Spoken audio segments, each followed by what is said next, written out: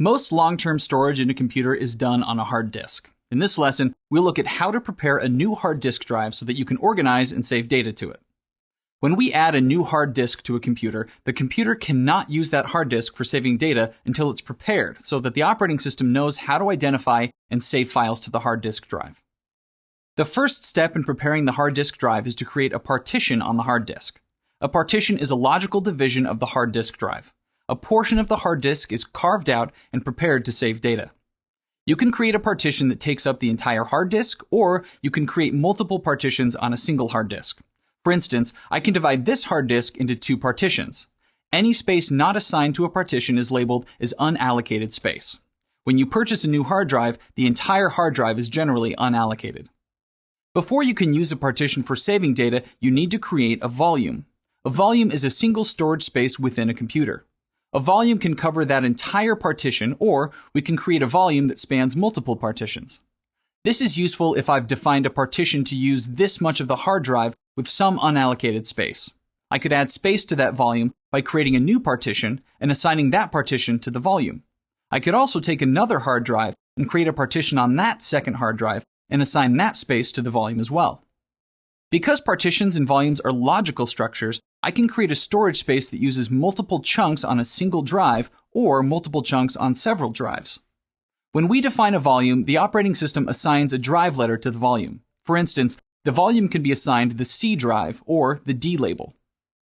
This helps us keep track of different volumes that have been assigned in the operating system. The last step you need to perform is formatting. Formatting prepares the disk area with the rules and the specifications for how data is saved. The file system identifies how files are located on a drive and identifies any additional features that are available for storing and managing your files.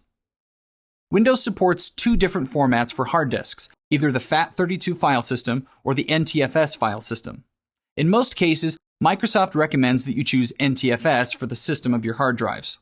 NTFS has some advantages over the FAT32 file system. For instance, it supports larger disk sizes, larger file sizes, disk compression, encryption, disk quotas, and folder and file permissions. And in some cases, there is a performance benefit from using NTFS over FAT32. Within a volume, we can create logical objects called a directory or a folder. A directory is nothing more than a container for organizing files in your storage space. After creating a directory, we can create or add files to go in that directory. It's important to note that when you create a directory, you're not actually moving files from one location to another. Instead, you're creating a logical entry to which all files are associated.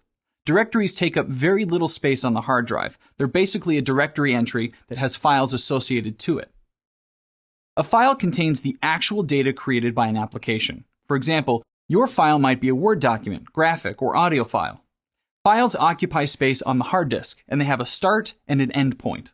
Most file systems are able to store files as separate chunks, so you could have two or more chunks on the hard drive that make up a single file. It's the job of the file system to describe the format of how files are identified on the disk, where a file starts and stops, and how file chunks are linked or referenced together, so that the entire file can be pulled together from different portions of the hard disk. So, let's review what we've talked about. In this lesson, we talked about how to prepare a new hard drive so that we can store and save our data. To do this, we create partitions, then we create volumes, and last, we format the disk space.